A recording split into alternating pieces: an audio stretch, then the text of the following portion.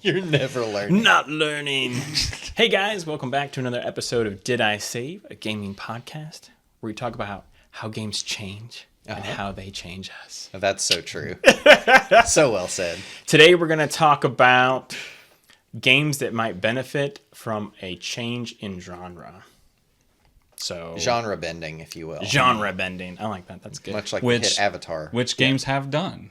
Which games have done? They have More done. recently, I found several times when I was like, you know what would be cool? Yeah. Halo is like a top-down twin-stick shooter. Whoops, it already exists. Yeah. I'm like, Or okay. how about Halo as an RTS? RTS, yeah. It's been done. It's pretty good too, actually.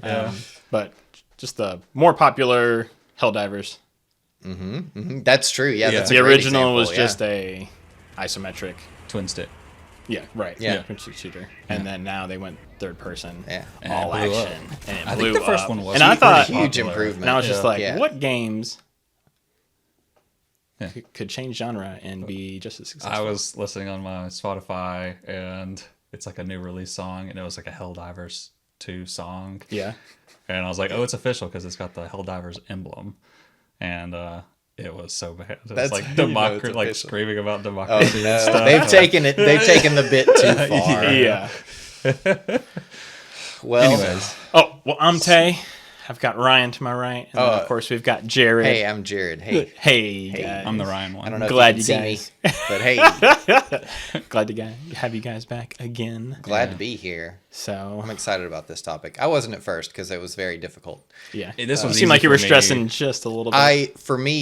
I was looking at the genre bending topic, but at the same time, I was like, I want to pick something that like really accentuates what I like about the game. Like, what is a genre that would really bring out all the things that make the game so compelling for me? Yeah. And like finding very specific examples of that Yeah. that don't already exist. Right. Turns out is a bit of a challenge, but I managed it, so I'm excited. Good. Okay. I took games that like, there's a lot of games that I really like, but that's not necessarily the aesthetic of don't like hit home for me. Or the opposite, where the aesthetic really hits home for me, Okay. but like the mechanics could do with some changing. With some work.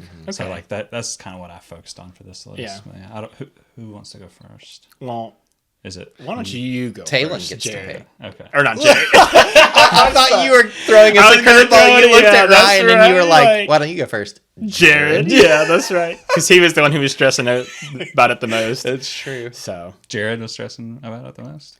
Yeah. on Wednesday, he was just like, Yeah.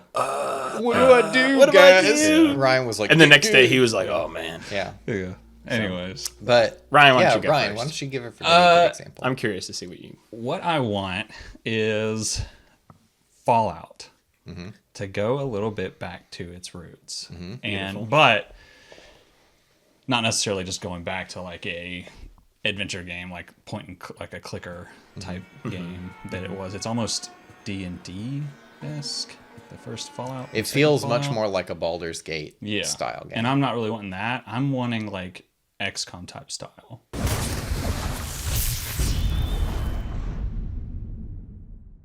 But with settlements added okay. in. Because in Fallout 4, marking a game off my list. Fallout 4 Yeah. does the settlements, but it feels like two separate games the whole time. It feels like you're playing Fallout, and then you're also then going back and playing The Sims Apocalypse style. Yeah. You know, and like I could see that. you're building up these defenses, and they never seem to matter. Yeah. Except like you'll just be tinkering at your workbench, and then you'll hear your turrets go off, and you Right. go outside and the threat's gone. You're like, Yeah. those turrets did their job. Cool. Yeah. Whatever. That was fun. But Theoretically, that was fun. I don't Yeah. know. I wasn't here. yeah. How'd it go, guys? But and then they did that one DLC content where you could put the security cameras up, so you could just watch from a bunker while your turrets take stuff out, which is kind of neat. But Right. Yeah. I want to be able to see like you are a vault dweller, and your vault now has to leave this and go out into the apocalypse wasteland. So you're like running out of food or whatever it is that forces your people out. Yeah. And I don't know if you like, maybe you create a character, or maybe you just like kind of manage these people like the Fallout Settler game. What's it called on mobile? Shelter. Shelter. Fallout Shelter. Yeah. Yeah, like you just like kind of manage them. Yeah. Instead of like having a character, or like Baldur's Gate 3 where you have like a party or something like that. But Yeah. I want to see like you take your vault dwellers out in the wasteland and you have to do like settlement management and like inventory and resource management from like a top down, like, I don't know if I want grid based. I think I'd rather see it like Baldur's Gate 3 style combat. Okay. But you can Maybe like a zoom in, like a grid-based management, but then when combat happens, you zoom into like a more of a Baldur's Gate style freeform. yeah, like if you're building your settlement, you're on a grid base kind of thing with like your structures are grid based, but like turrets and things like that aren't on the grid. You can place them freely. Okay. But I don't know if I want to get into a lot of detail about like Yeah, specifically how I no, want that's- all the yeah. mechanics to function. Right. But I would love to see that like I don't even know, like it's like XCOM meets Baldur's Gate. Okay. And that's what I want Fallout to do. So I kind of want it to go back to its roots a bit. Yeah. But explore that with like settlements. Go back as to the well. start and then branch off in a different direction. Correct. That's a good way of putting it. Yeah.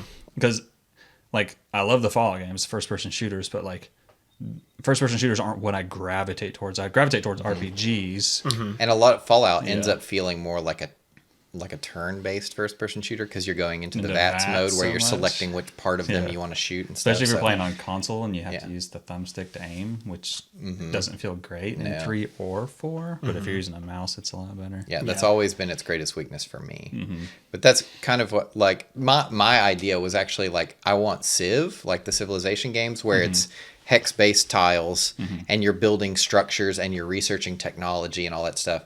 I want that with Fallout. That but because a big motivating element of Fallout for me is the politics between all the different factions. And I've always, like, the reason that I kind of fell off of the Fallout franchise after 1 and 2 are because in 1 and 2, your stats make such a monumental difference in how you can play that game that if your intelligence is set to 1, you can't speak English in the first game. You Oh, it's you again. Are you gonna get me out? Hello? Anybody home? just like grunt and stuff. And it's so funny because people respond to that. Yeah. Like they acknowledge that you're not speaking English. Yeah. And I find that really compelling that, like, obviously the opposite end of that is if you only put points in intelligence, you're like problem solving without violence, which I think Right. is really interesting. But when you use violence, it's funny. Always. Yeah. Yeah. So I want to see that in a game like that. I would want to see the politics played out that, like, I am managing my whatever, hypothetically, let's say they leave the shelter and now they're having to repopulate like Yeah. they want to, then you're going to have to engage in politics with the other groups that are also on the surface now. Yeah. Yeah. And seeing that in a Civ style where you're like bartering or you're trying to keep them from attacking you or whatever the case might be could be really, really interesting stuff. I Yeah. think like the mechanics are kind of already there. They just need to Exactly. be reinterpreted somewhat. Exactly. Yeah. I think that would be awesome. I think it would be great to see like you go out with a group of vault dwellers, like you have like maybe like I don't know 8 people to start off with, and you're managing them, putting them on different jobs and settlements. Right. And even some are for like recon type stuff or like scouting type stuff. Kind of a deep cut, but Yeah. a bit like Majesty, Yeah. where you're like you're managing a kingdom and you have people Yes. coming in that are working for you and doing Yeah. jobs and Yeah. stuff. And Majesty's a game that I want to talk about, Okay.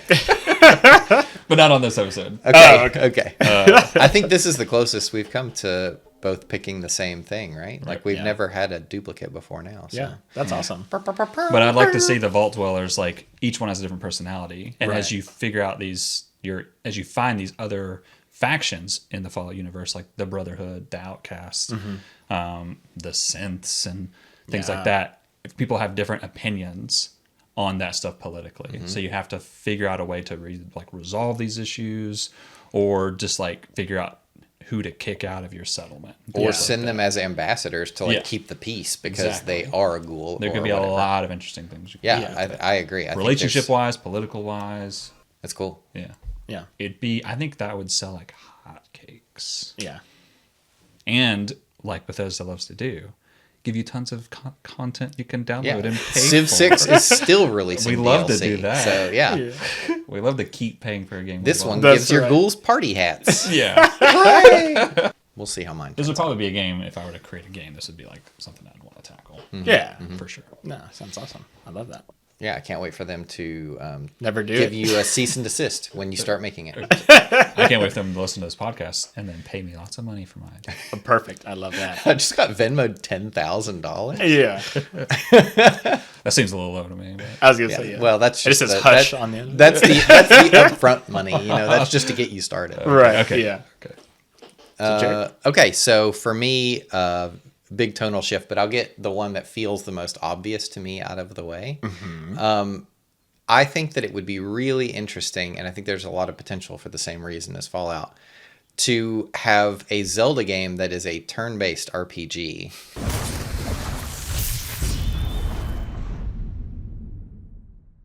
Where you're like in the Breath of the Wild world, like that, or the Tears of the Kingdom world with the sub area and everything, where your party members are all like much more in depth in terms of their mechanics. Yeah. So if you're thinking like having a party of like Link and Zelda where they all have their own like skill trees, basically, where like hypothetically, this is off the top of my head. I know Zelda can do, or I know Nintendo could do much better. But like, if you have like a Ganon trying to connect different dimensions to bring multiple Ganons in, then there's going to be multiple Triforces, and maybe you're collecting different Triforces from the different worlds. Okay. And those themselves are the skill trees. So you give a Triforce to a particular character. Yeah. It modifies which skills they can learn. But they have like skills of their own that are themed around that character and what they do. So like you could bring Sheik in, and she has her own unique skills. That'd be awesome. And or you could have like joke characters, like the guy in Tears of the Kingdom that can never get the sign to stand up. He's always like, "How do I get this sign to stand up?" Right. Yeah. Like I think it would be really. There's tons of personality in that game, and to translate that into like mechanical features would be really interesting. And I think there's just like. I know a lot of people complain about like the breakable weapons in that game and stuff, but those fights are so focused on like problem solving, and there's just so much room for adaptation with all the stuff that already exists. Yeah. I think it would be really compelling to me to see what they did with something like that. Yeah. And I think it would adapt itself really well, but also really like uniquely. I think the way that they could make a TT RPG would be Well, I would want to have really cool. Ganons on my team. Hypothetically, maybe you could. Yeah. I mean, Like you said, I don't want to get too deep into the individual mechanics, but Yeah. I just want to give some examples of like why I think it wouldn't just be another generic RPG that they use the name to sell it. Like I Right. think it could actually be something Well, pretty having a unique. JRPG, but like with all the personality of a Zelda game, Yeah, no would kidding. already give it like a leg up on the competition. yeah. But It would just definitely like, get eyes on it yeah, really quickly. I yeah, think. and it would be a hate or love type thing, just like with any genre switch. Yeah. But like all the cast of characters in those games, I mean, you could pull from and then just make their own. Give You me got the Gorons. Give me you Dumpe. got- Give me the Gravekeeper. From, Yes. from- Oh, dude, that would be awesome. Yeah, there's just like so many interesting characters that could do unique stuff. Yeah. And if love that you're idea. pulling in different enemies, Yeah. I don't even want to think about it anymore, man. It's just disappointing that it doesn't. It doesn't exist already. Yeah. So when you're talking like your genre switch, you're going Ryan, I just said I don't want to think about this anymore. you're going to JRPG. JRPG turn-based. Yeah, I want yes. turn-based party. When you say turn based, you mean just like I mean 4 dudes lined up in a row. Yes. Okay, I just wanted to clarify Yeah. so I could picture it in my head. You know what? I think they could take it a step further. And My make it- suggestion. Wait, I is want- this on your list? I want a Fire Emblem Zelda game.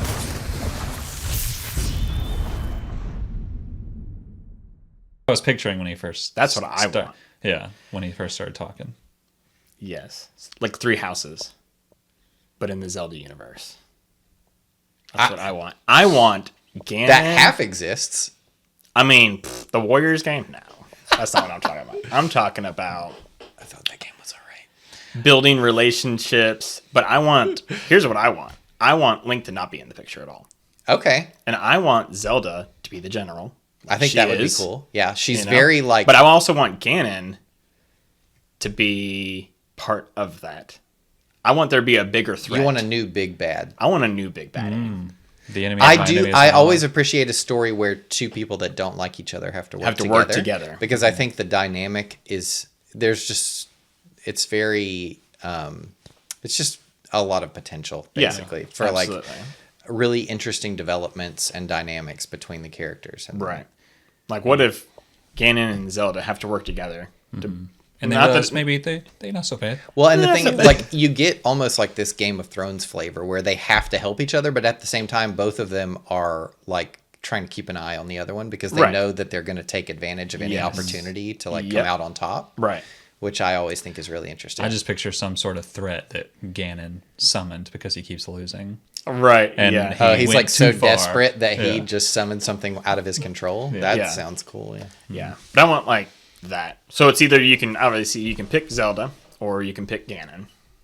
And I want those to be like your main characters. I want an RTS, just bokoblins everywhere. Just send them to their doom, Tens and thousands of them. Yeah. But explore Hyrule Castle as Zelda and you're getting gear and you're trying to, and of course then you recruit all the Gorons and I don't know what their name.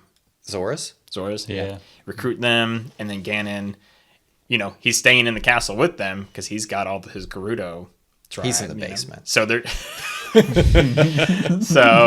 but all the cast of characters that you were talking about, it's like, what if you could put them on the battlefield? You know what I mean? I don't know. It's just, that's something that I would love. You could build 100%. Relationships that way. And I feel like I like the 2 genres equally. So I would love to see like a real-time one. I thought that they did interesting stuff with the like Dynasty Warriors style one that they did with Zelda. But I do think that they kind of stopped short of actually making that game stand out on its own. Like, they did a few things, but it felt like it was like, let's get this thing out there. Yeah. Let's move past this. You know what I mean? Right. So if they really doubled down and committed to making something that was like fully transitioning what makes Zelda thematically Zelda into that. Well, they're always talking about like the war after the war, and it's like, how about the war? Let me see the war. Yeah, I want to see the war. Yeah, it is interesting that they shy away from the actual major conflict of that game by just skipping to or like behind or ahead. You just see like cutscenes and like people talk about the war. Even barely. Like Zelda's like, the war was bad. I'm like, what? You want to give me a little more to go on than that? Yeah. Like, what happened? Yeah. And why wasn't I there? I guess you were.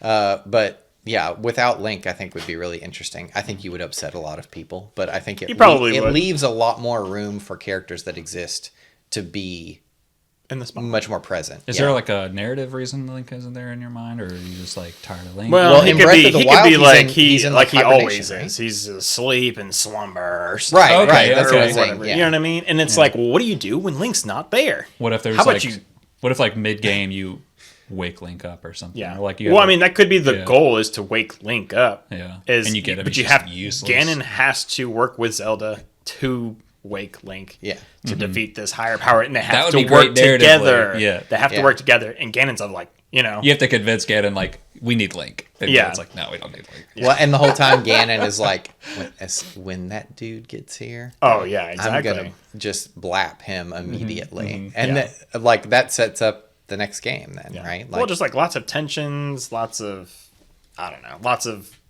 politics with that. You know what I mean? I just want Zelda to have her own voice in a game that's not just Link. I think they've gotten she got does a lot bit better in the next. I don't think it's far enough. I would love to see them put her fully front and center, because especially after the last game, like it does just enough basically to make make her like her a seem strong very leader. competent, very like You're right, like yeah. a very good, not necessarily a foil to Link, but like they're like yin and yang. Yeah. Like she compensates for his inability to speak, for lack of a better Yeah. explanation. You could Right. combine them and make the perfect being. Yeah, exactly. Yeah. Do it. Yeah. Do it. Do it. But I just want that. I just want, Yeah, Zelda to that's go really around, cool. Yeah. get some troops. Okay, and well, that be was your like, first one, obviously. Okay. Yeah, that's it, man. That's what I Coming want. in 2026. Yeah. Yeah, that'd be amazing. So, Ryan, it's back to you, I guess. Is it really back to me? You want to? yeah, no, that was mine. That was his Okay. Dynasty Fire Warriors Emblem. adaptation. No. Dynasty Warriors. Okay. He just wants to press the same button for 150 I hours. don't want that. I want the tactical. I want the tactical Fire Emblem. We've Sorry. taken games Yeah. that are like action packed, We have, and yeah. we've slowed them down. That's true. to Actually, strategy. Yeah. Okay. Are you getting ready to flip that? Yeah, a little bit. Okay, flip it. I would like to see. Well, this is actually an action packed game. This is Bloodborne. Okay. I love the setting of Bloodborne, but I also like the combat of Bloodborne. Yeah, but yeah. the setting of Bloodborne freaking draws me into that game. Mm-hmm. You're in Yharnam, Right.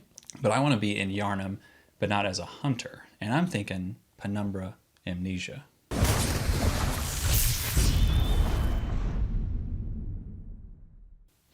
Type game. Oh, you mean like just dude lost in this city? Like get me out of here? I want to be a member of the healing church, actually. And you're on a mission to deliver blood to a hunter who needs it.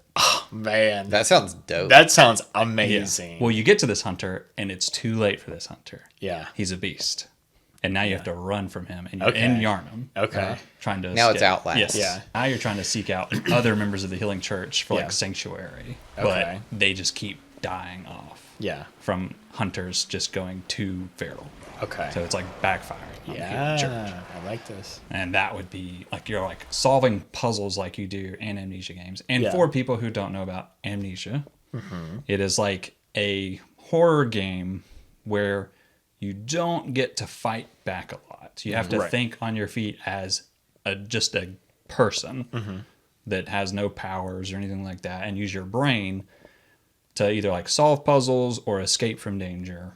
And like when before Amnesia, that company created, I can't remember the name of the company, but they made Penumbra, which was like a passion project, and you could just download it direct from their website. And it was like one of the first games I can think of that would use like physics mechanics where you can like barricade doors with chairs, Right. or like just throw stuff in front of doors as you try and like turn around and solve a puzzle while this monster's like breaking through a door. And I want to see that kind of stuff in Yharnam.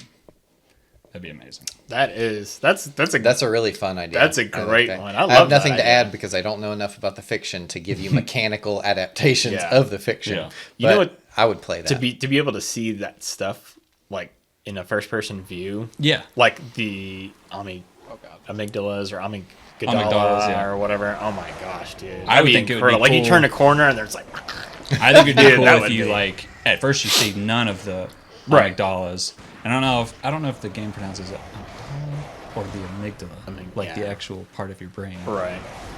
But amygdala sounds more like a god name, Yeah. which is what I think is intended. Right. The root meaning of amygdala comes from the god amygdala. Amygdala. I don't know. I'm just making So stuff like up. at first you don't see that stuff, but maybe you find like some sort of glasses or something because you don't have a way to level up in this game, or Okay. maybe you do. Just depends on. Like a light RPG. Yeah, mechanics or maybe some something. sort of light RPG with like skill tree type of thing. But I would almost rather not see that. More of like maybe a crafting thing to like resource management. Things that you have a single use of. Yeah, like I a think Resident that Evil- helps to maintain the tension a little bit more. Yeah. Yeah. That's what I was like when I was thinking about when you were talking about it. Yeah. Like when you're in the village and you first get dropped down and you're getting chased down. Yeah. Yeah. Okay. Okay. Cool. Yeah. Yeah, yeah. I love that. But you can't attack in this one. The one you're. Yeah, less attacking. You don't want to attack a feral hunter. I More don't like think. you could I don't cra- think you stand much of a chance. Yeah, you could craft stuff that would like deter them or buy you time. Okay. Okay. But you mostly have to hide blood. and move forward. Yeah. So Yeah. I like the idea because I've always been most interested in the fiction of that game, and I feel Correct. like in a setting like that, This would- you have to have a lot more communication about, like Correct. the other members of the church that you're like trying to get to, and I'm Mm-hmm. assuming you will have conversations with about what's happening and stuff. It's a much not more interesting, but it's a very different way of communicating the narrative of that game and the universe of that game. So I do have a question. So would you have like, would it be like more linear, or would you have like, you're part of the healing church, you have to deliver the blood to the hunters so they can keep the beasts at bay?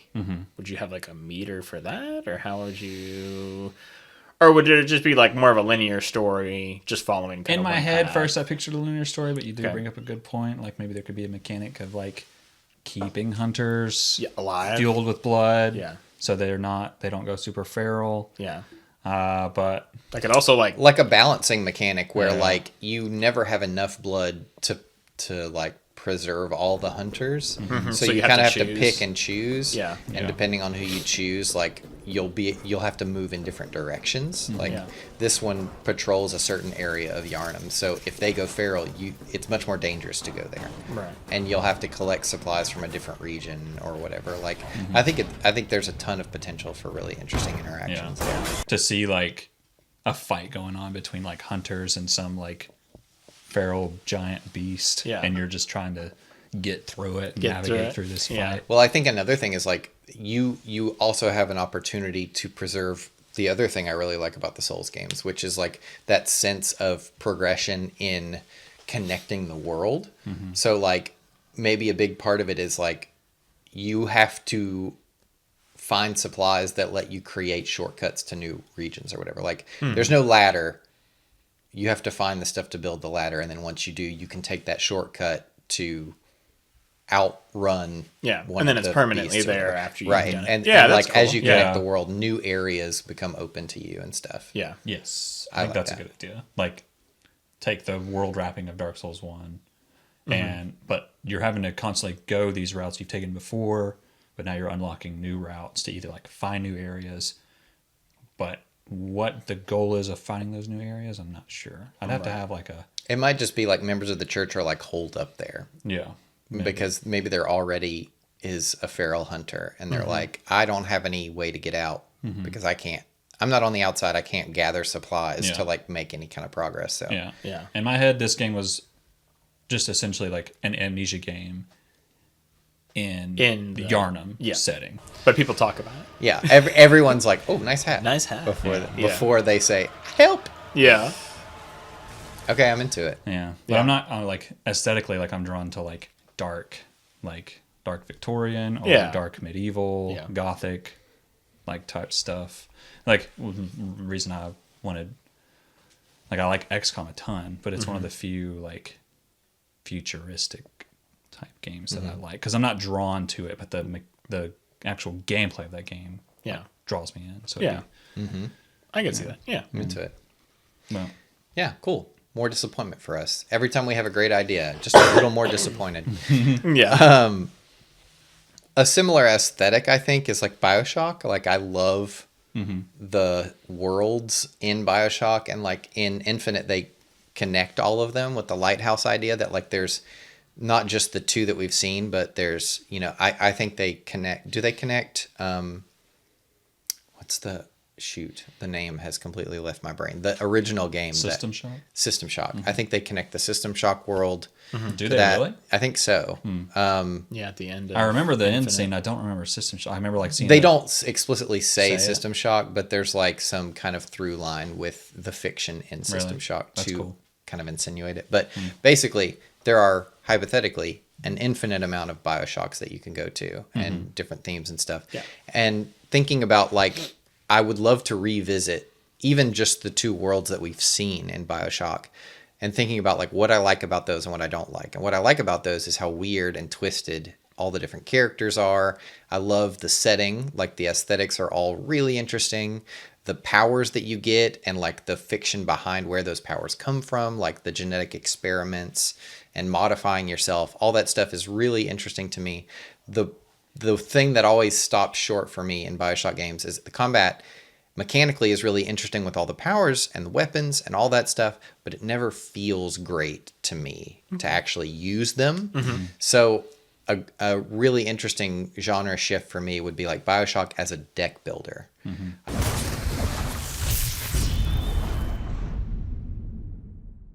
I think it would be super interesting. And like, if you've ever seen like Slay the Spire, where you're like, Yeah. your character starts on a map that's like a grid, and there's all these interconnected points where multiple lines of travel will go to different areas. So you pick what direction you want to travel as you go up this path, and it'll tell you like, if you go to this point, an event will happen, but if you go to this point, a fight will happen. Okay. So you kind of are telegraphed a little bit, but not fully, like what you can expect to run into, and there'll be like a merchant or whatever. With BioShock, it lends itself so easily to that formula of like, here's a vending machine, here's some survivor that might offer you something or whatever.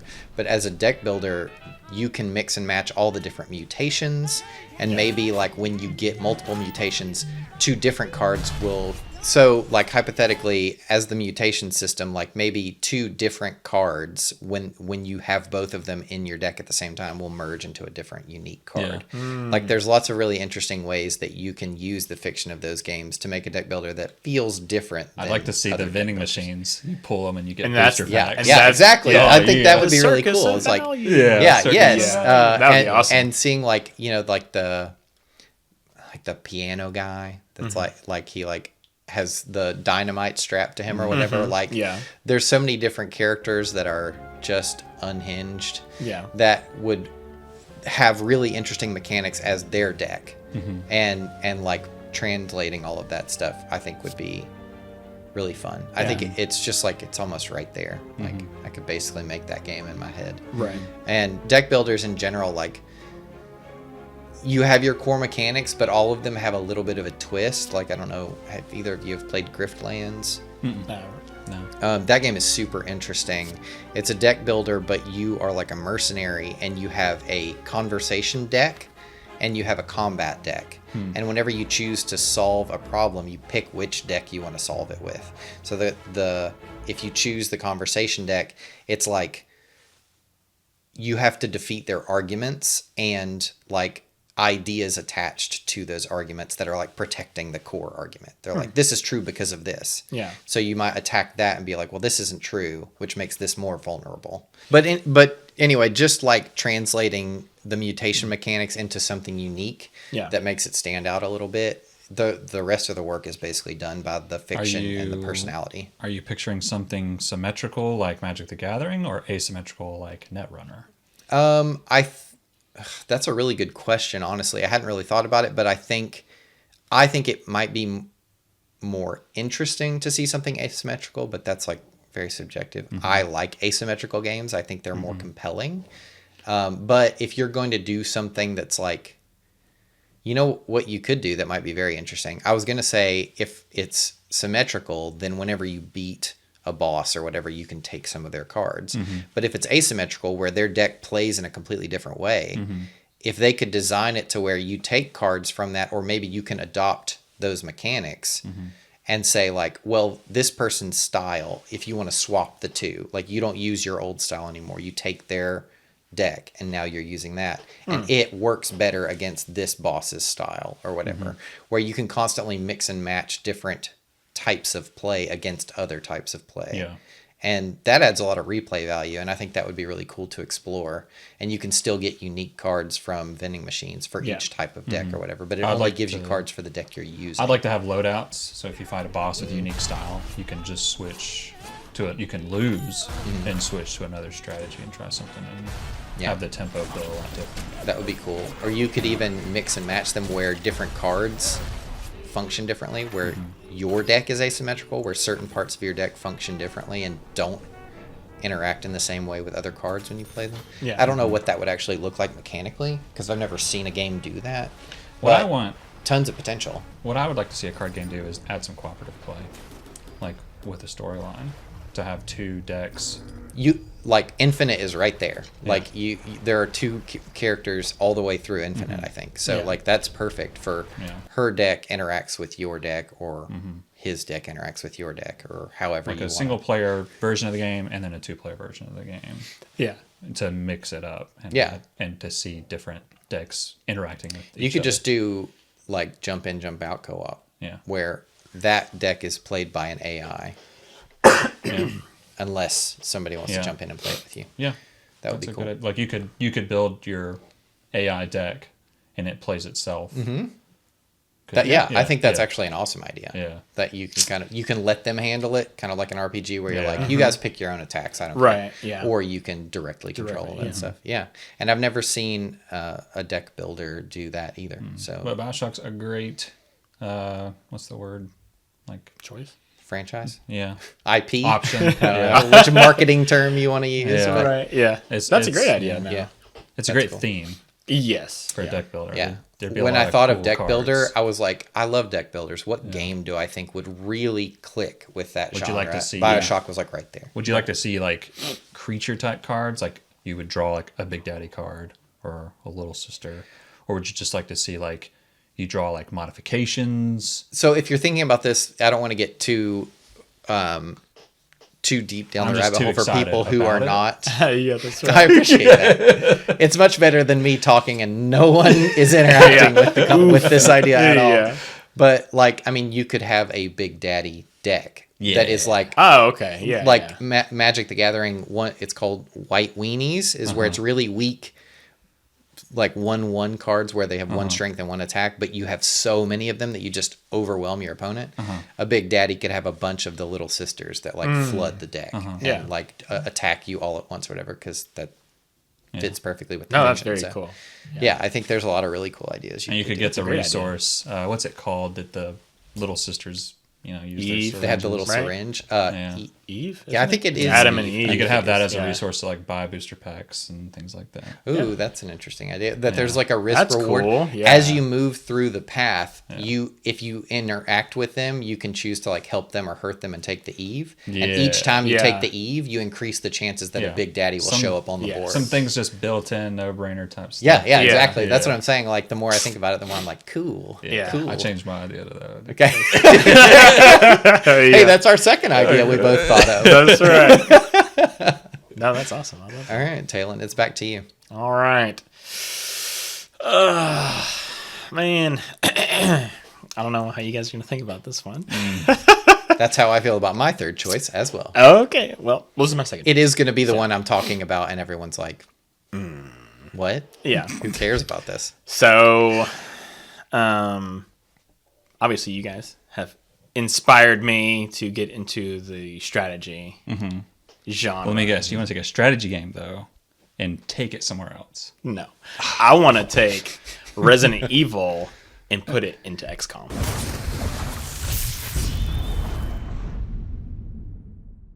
Okay. Ooh, That's what I want that would be cool.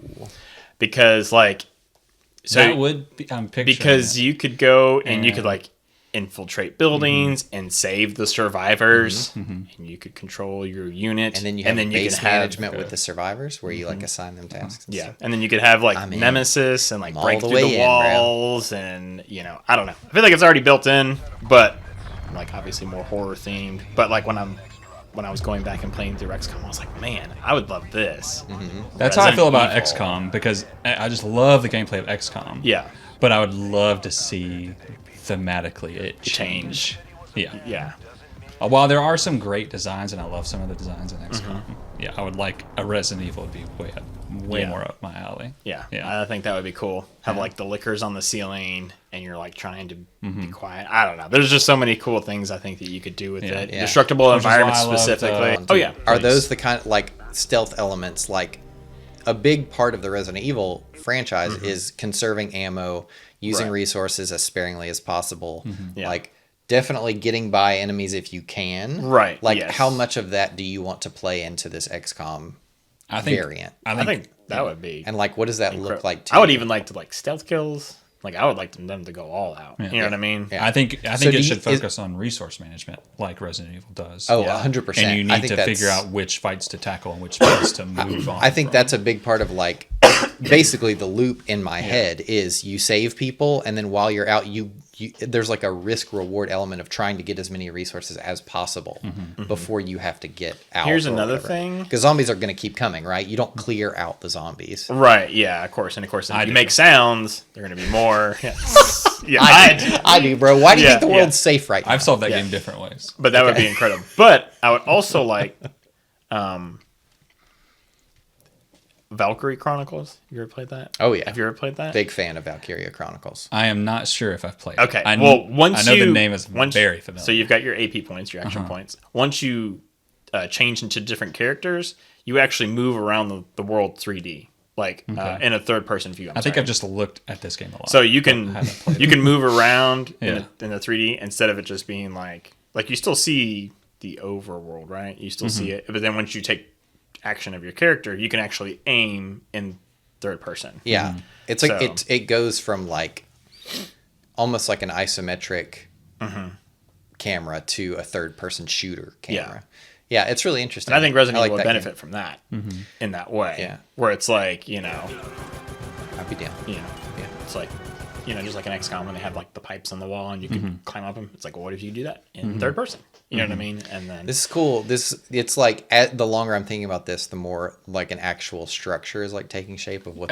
yeah. I always can think about picture games this from game. the framework of Yeah. like, what is the loop? Like, I know I talk about that all the time on this podcast, but like, that's just the easiest way for me to structure what a game looks like in my head and like what makes it good or bad is Yeah. like what parts of this loop break down.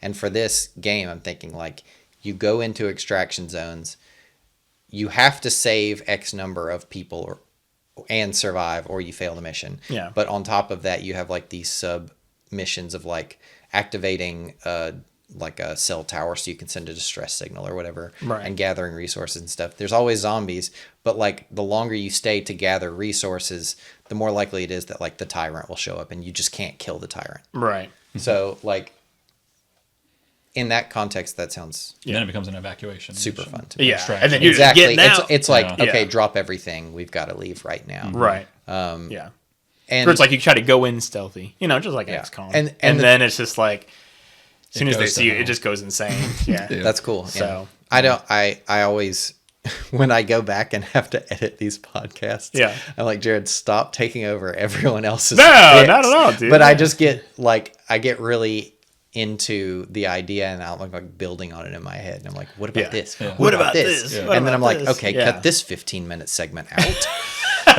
That's not Talon's idea at The all. viewers have not got to listen to hours of Oh, cut. Jared. at least a couple hours of content of me just being like, do you guys like this idea? Yeah, it's awful. That's why we love you, Jared. Thank you. Thanks for saying that, even if you don't mean it. No, But you would like to see, as far as like XCOM has like the hub, which is like your ship. I would love that. I want Yeah. like Chris Redfield to be like the leader, commander, because he controls the BSAA or whatever, and you just have troops. Yeah. You can just send them out. Well, or are you thinking more of a hub world like in Marvel, Midnight Suns? Or... No, I would totally take thinking XCOM This, style. Did you guys ever play this War of Mine? Mm-hmm. I Yeah. think about that because Yeah. that house that you're in, Yeah. you constantly have to be upgrading it for the new people that are coming in Right. and getting new resources to sustain them or Yeah. they'll just leave. Yeah. And it's constantly being attacked by people, Yeah. not zombies in that game, but zombies would be attacked. So you need the resources to like board up your windows and Yeah. like reinforce the walls Yeah. or whatever. Like, But you could even make a choice. It's like if you have, like, if you're in the third person view, like in Valkyrie Chronicles, and you're looking and you're one of the military guys, and you have two survivors, right? One is injured, one is not, and it's like, what if they're bitten, but you don't know? They're just like, Ooh, I'm yeah. not bitten.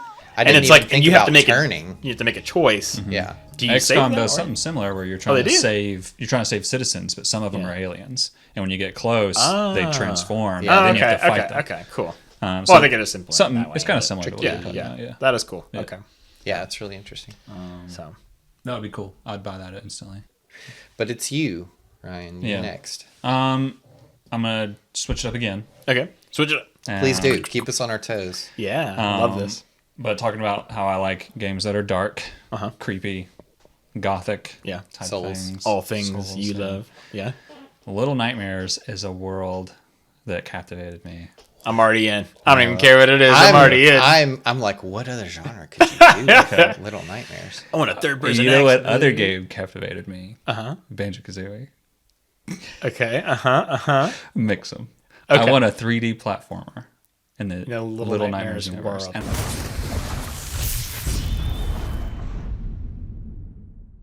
I know you get 3D movement in Little Nightmares, but you pretty much move left and right. Correct.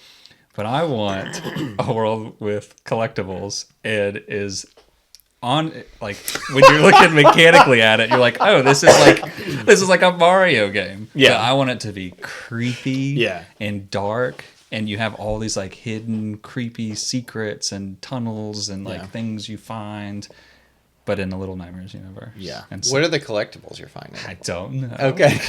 I don't The know. little gnomey guys or whatever. Yeah, maybe. Yeah, Like don't know. I know. Is it 2 where you collect hats?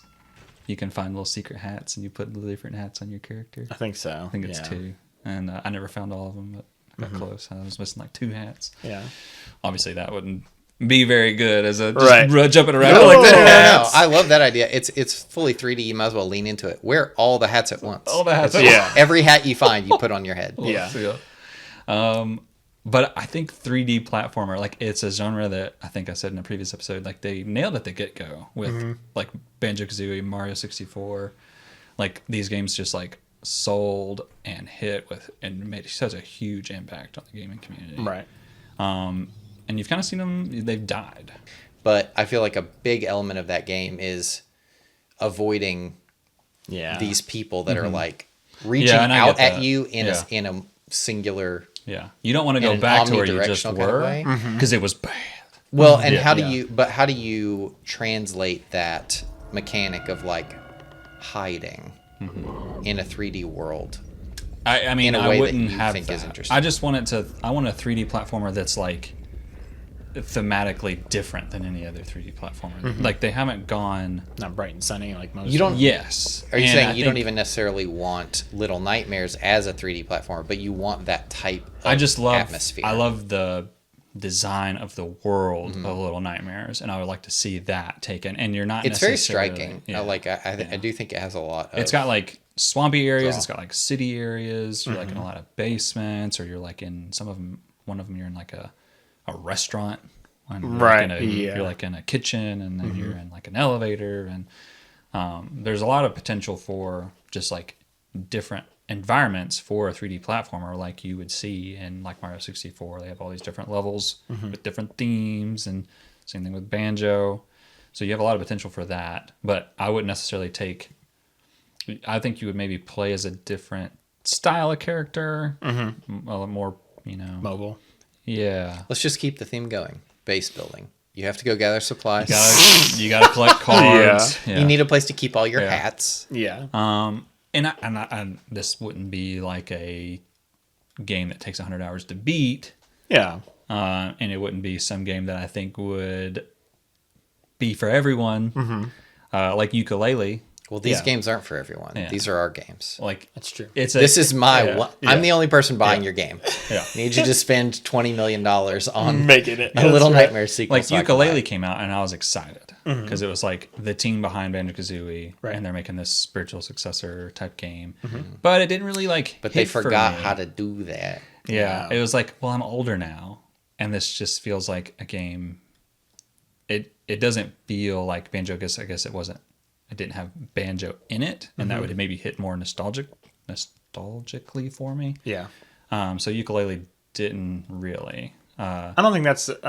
I think that's a design problem though. Yeah. Because have you ever played Mario Odyssey or Kirby in the Forgotten Land? Those are platformers, and those are really good. Not Kirby and the Forgotten Land. I haven't played that. That one's a lot of Odyssey fun. is incredible.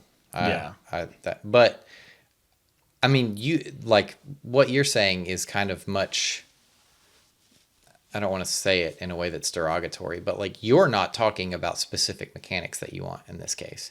You're literally just saying like, why doesn't someone make a really creepy, unsettling platformer that is a fully 3D Reminiscent world of Little Nightmares. with mechanics like jumping and puzzle solving and stuff like that? Because I think graphically that game would translate well graphically to a 3D platformer. I agree. Like I think it would look really cool. Yeah, that world is awesome. Yeah. Like with the. I just want to be able to explore it better. Yeah, the teacher. Yeah, the and crazy that's all I Nick. want. Like I think 3D platformers have a great way of exploration is the draw Right.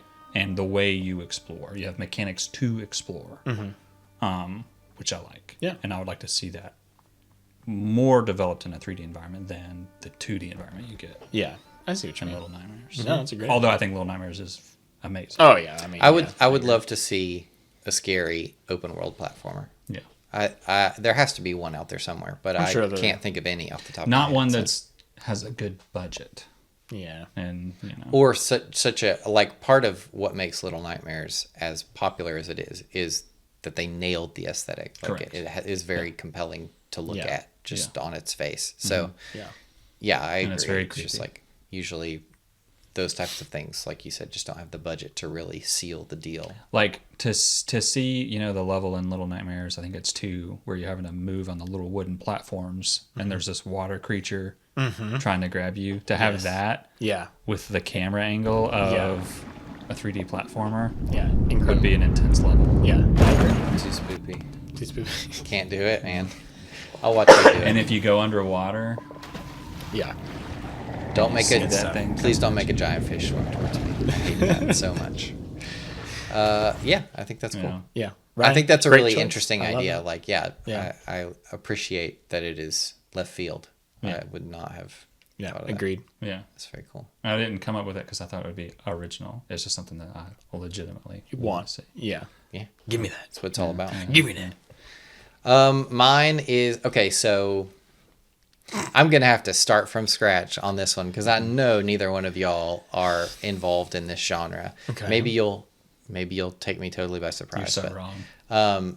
So for those who don't know, I'm a big fan of F1 racing. I love watching F1, and I love the politics of F1 and all that stuff. Tell him, wake up. And for those of you that don't know, F1 is race cars, but they're Formula One racing. Formula It is One. the race car you probably think of when you think of a race car, unless you watch racing and then you think of whatever. it's not you the car you watch. think of when you think of NASCAR. Open wheel, which means the wheels are Yeah. exposed. There's nothing over the wheels like you would have with a normal car. They're very big tires, and they got a big spoiler on the back, and their nose is like a little fin that goes down. Okay. They It's got a point in They're the the fastest cars, period. They go very, very fast. Yeah. That's not super relevant, but I'm just saying I play a game called Motorsport Manager, and the whole point of the game is that you run a Formula One team. I know of You're the this game. principal, and the thing is like, so you go on the races and you decide the strategy for the driver. You tell them when to be aggressive, when to pit and change their tires, when to conserve their fuel, all that stuff. Yeah. And that's during the races. And then depending on how well you perform, your sponsors will give you bonuses if you finish at a higher place or whatever. You use that money to upgrade your base to get new equipment that lets you understand the wind resistance on your car better so that you can make it faster or whatever. And upgrade the battery, upgrade the engine, you upgrade everything. And you have components like opening a merchandise store so that you can sell merch or whatever. And the whole thing is just simulating what it would be like to run an F1 team. I want that, but with Need for Speed.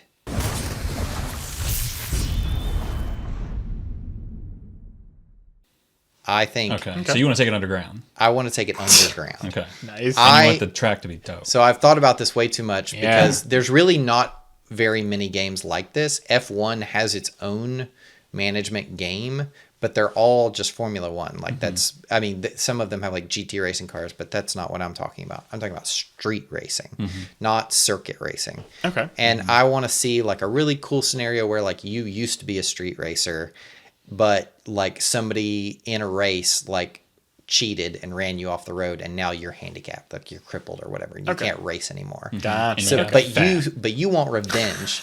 Sure. That seems ableist. And I'm single. cutting that out of the podcast. Yeah. You're in trouble now. You're in podcast jail. Yeah.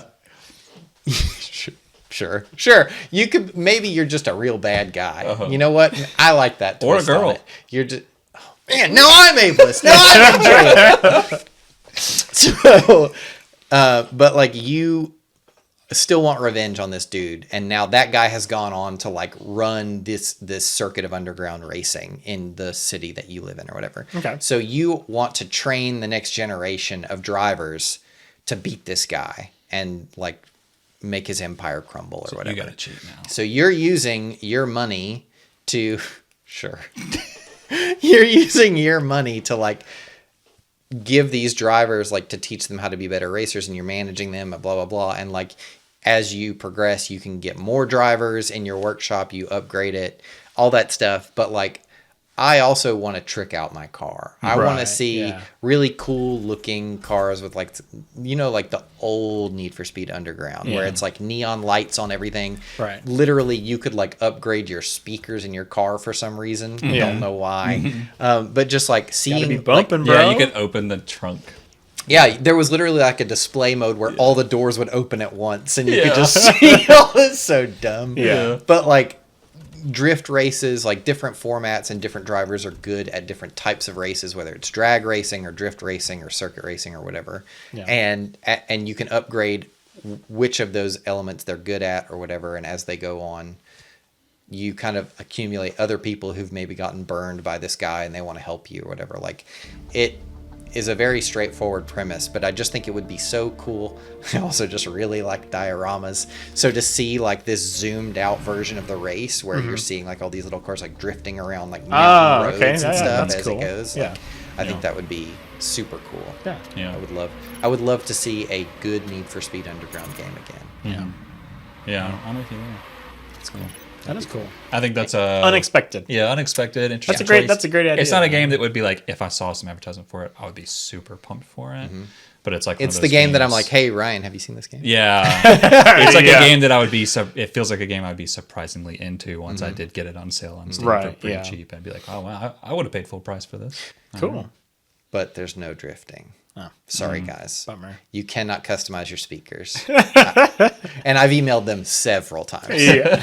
No response. So many letters. You gotta use, so many letters. You use strong words. You gotta use strong words. Don't look at my calendar for the week. It's like email Motorsport Manager every Wednesday the last 6 years. Yeah. That's my third. That's my last Not one. what I expected. I tried to throw a little curveball in there. Yeah, that's a good one. So my last one is PlayStation All-Stars Battle Royale. Yeah. As a game that still exists. The genre is successful. Yeah. Which was a platform fighter. A lot like Super Smash Bros. I think that was the wrong way to go. Yeah. I think they should have gone Arena.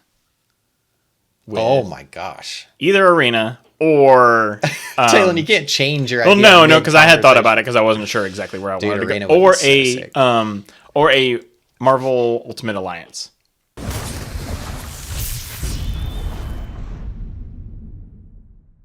Style. Marvel Ultimate Alliance. Where it's like Marvel Ultimate Alliance is like a 3D brawler. You have lots of enemies and you can have a bunch of different characters. Like a beat 'em up? Like a beat 'em up. Kind of like that. The old TMNT games? But in an actual... Not side-scrolling. Not side-scroller. But yeah. In the, like when you first said... In that kind of space. Ultimate Alliance, I was thinking like story-driven, like... Yeah. And then I'm picturing Crash Bandicoot and like the guy from Siphon Filter just exactly. beating people up together. Right. Just tranking enemies. Basically. And then Crash Bandicoot jumping on their head. Well, I mean, they have their own like story and they have a lot of cutscenes and stuff where they're trying to infiltrate. Is it team thing? It's usually like you have four characters. And it's like 4-player co-op. Yeah, you can do 4-player co-op. Which co-op? There you go. It's already built in. I'm trying to think of like how would you merge this aesthetic? But I guess you could go to the world. Maybe the aesthetic is that you don't merge them. Maybe the whole point is to lean into how weird it is that they're all in the same universe. Each world has a different aesthetic based on where you're going. Right, where you're going, exactly. Yeah. Of course, you got to do this to keep the universe from exploding. Some kind of mulligan or... Yeah. But... Yeah, you don't need a real complex story. No. But the one thing that was nice about PlayStation All-Stars is that there was like rivals, like Sweet Tooth and Kratos were rivals, and so anytime you had to fight against one another, they'd always have like an intro scene and they'd be like, I'd say some kind of, like the DC ones, right? Yeah, kind of like they would like trade barbs at each other before they fought. Yeah, and Daxter would say something to Clank, like that thing, for example. 2 heads. What'd you just say? Pardon me? Oh, The little one is just a sidekick. And it was always, you know what I mean? It's just You'd like be they have a lot of I'm cool the real stuff. sidekick. That's maybe the worst voice impression I That was could good. do. No, that was spot on. Oh, Okay. yeah, that was great, man. We'll send that to Naughty Dog. But It's funny that Naughty Dog is the same people. Same people. Yeah, exactly. From the people who brought you Uncharted and The Last of Us Yeah. is a bunch of dudes beating stuff up. But so I just want that. yeah. I just think they have so many cool characters, and Yeah. I just want to put them in the same world. And now that they have Stellar Blade, they've got Horizon Zero Dawn, they've got all these other fantastical characters. Yeah, they but could that put was into. that Tons of DLC packs. that was Exactly. PlayStation's response to Smash Brothers. Right, and They it were like- flopped horribly. Yeah. Because they didn't take what made Smash Brothers great. I mean, Smash Brothers perfected that formula. yeah, you and know, they were like, "We're and- gonna do our own thing. We're gonna Try have to- finishers." And yeah. it was like, "Dude, this is lame, bro." Where's my charger? Yeah, I never get to play it. Yeah, that sounds dope. Okay. Okay. Does that bring us to an end? That brings us to an end. at end. Okay, cool. Thanks for listening. We appreciate everybody. Thanks to Sam Webster. Thanks. Oh, letting us gosh, I use- almost forgot. Yeah. Such a generous man for letting us use his songs, and I almost forgot to thank him. Yeah. Yeah, Yes, our intro and outro song from Sam Webster. Great. Yeah. Just bangers. Yeah. Just Everything he does is great. yeah, so. everything he does is great. But we have to go because it's 10 minutes till pizza. Okay. pizza. Okay, guys. The one thing we're willing to cut the podcast short for is pizza. So don't forget to save. Whatever. Bye. Don't forget to save. Don't forget to save you.